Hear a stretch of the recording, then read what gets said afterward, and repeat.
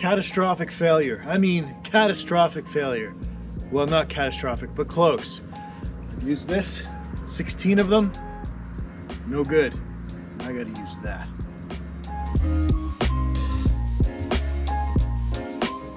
Welcome back to the channel. If you've been following me, you'll notice that there's some changes. We have some vinyl siding up now. Things are progressing. I was about to go to do the deck. You don't want to put composite decking down and then you get your roofers in, then you get your siding guys in, because stuff will fall on it, it'll break. And as I'm about to go and do the deck, I noticed something wrong. I noticed, hey, something's not quite right. Wait a minute, what is that? Is it an earthquake? Am I having a seizure? Turns out I'm not so lucky on either count. Neither a seizure nor an earthquake. The foundation is screwed. And by screwed, I mean, it's kind of sucky. I have 16 of these in the ground. These are helical screw piles or foundation screws, whatever you want to call them. The company I used here is Pylex. You screw these into the ground. They carry a tremendous amount of weight up and down, but they're not meant to carry weight or push left or right. There's actually a Pylex product with wings on the side, just metal plates on either side to keep it from moving. But for foundations, you're not really supposed to need that. And then you have this that goes on top, and then there's an extender bar here that would bring it to about that high to go below the frost line. Cool, sounds good. Well, let's do it. Well, I did 16 of these, give or take, and I went below 5 feet. And at that point, you have, well, I'm 6 feet, so it's about here. So at that point, you have this cabin sitting this high, basically on stilts. I was sitting in the cabin and my son came in and he closed the sliding door and it moved. Not the sliding door, the whole cabin. And not just the cabin, but the tech shed. We're calling it the tech shed now, even though it's an outhouse because it's got solar stuff in it, the tech shed. The tech shed moved too, just a little bit. What? Watch my video on the installation of these things. I killed myself putting them in. And at the end of that, my conclusion was I'd still do it again, but maybe a little bit more cautiously by digging ahead somewhat.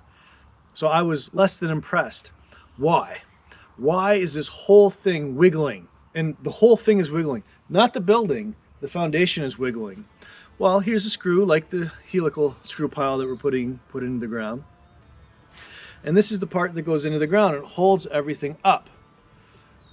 Well, it's sand, so there isn't a whole lot of force in the sand to keep this from wiggling because the cabin's on stilts. Cut this off at 5 feet, put this in the ground, fill it with concrete versus this. That's messy, that's heavy, it's kind of expensive when you add up the concrete cost. Much easier, but this has some grip for the sand to grab onto. This, now realistically, a lot of people wouldn't even notice the wiggle.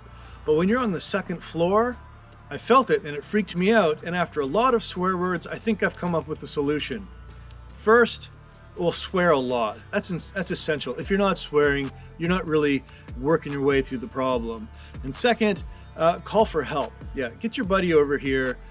He'll help you figure it out. So that was my first go-to after the swearing. And then third, get some lag bolts and some sonotubes and some concrete. Then think about whether you want to buy a cement mixer. Then think about how many different kinds of shovels you have and how easy it's going to be to dig up the foundations you've already put in. More swear words. Then decide which ones you're going to reinforce. I'm going to reinforce, this is stupid, the helical screw piles that are already in there, but just 3 of them. I'm going to dig down 4 feet. I'm going to cut this off at 5 feet, put in these stainless steel lag bolts. Stainless steel because concrete moves water like a sponge. Not a whole, well, not really like a sponge, but it wicks water. So this thing has to be robust. So the steel of the screw pile will act as rebar. This will act as rebar, solidifying it right up into the floor joist. And then of course I'm going to add a little bit of rebar just because, well, at this point, what the hell? You need cardboard because it's so easy to get concrete on anything and everything, and it sticks.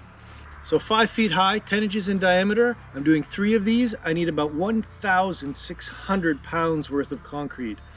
I'm so glad I have a tractor. So glad I have a tractor. I need a lot of water, so I'm going to be filling up these bins with a sand point. So I have to turn the generator on, pull some water out of the ground. There we go. I don't have any standing well system here.